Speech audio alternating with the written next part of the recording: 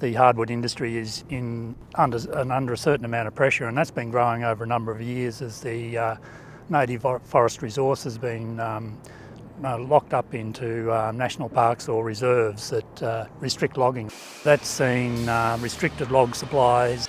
There's been a declining log quality in some states, and that's put a lot of pressure on mills, and it's no doubt contributed to some closures. One of the alternatives that the industry is looking towards is the use of plantation resources. Some species seem to be well suited to plantations, and there will be no real difficulty in transitions for some sawmills.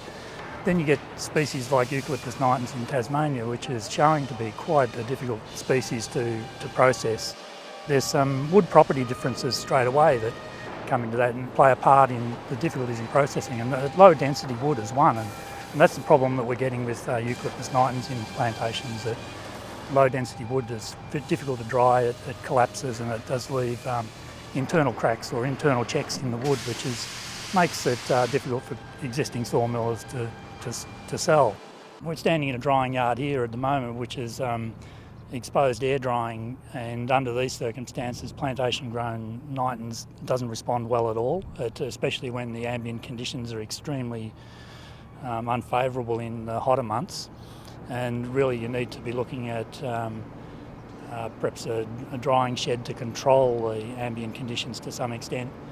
There's also need to monitor the drying yards and the drying stacks carefully to make sure that the moisture content doesn't get too low. Another aspect of it is that there's probably going to have to be wood processed in much thinner sections than what you're seeing here. The drying is probably the cheapest change to make, and there's probably only marginal cost advantages as well, so the biggest changes will come with modifications to sawmills. According to the Forestry Tasmania website, there's around about 30,000 cubic metres of pruned Eucalyptus nitens available for someone to use by the year 2015. I think it's pretty reasonable to say that existing sawmills will find it extremely difficult to process the Eucalyptus nitens plantation resource on their current structure. The existing sawmills really need continued supplies from native forests, and that's as simple as that. Sawmilling in general in the existing native forest sawmills, particularly in the ash sawmills in southeast Australia, have been designed around this largely highly variable resource, and they're actually slow throughput sawmills, and when log diameter declines, the throughput declines as well, so the sawing costs actually mount. When it comes to plantations, there's one major advantage is that they are more uniform in size, they're more uniform in diameter, the diameter range and straightness, and in prune stands, even the defect core is predictable. There is an opportunity there to actually look at alternative sawing systems and looking at high throughput, low cost sawing systems as an alternative. The modifications that you could make to some sawmills might see multi-saw systems put into existing sawing lines. A new hardwood mill that would process around about 50,000 cubic metres per annum, you're probably looking at a bill of around about 12 million.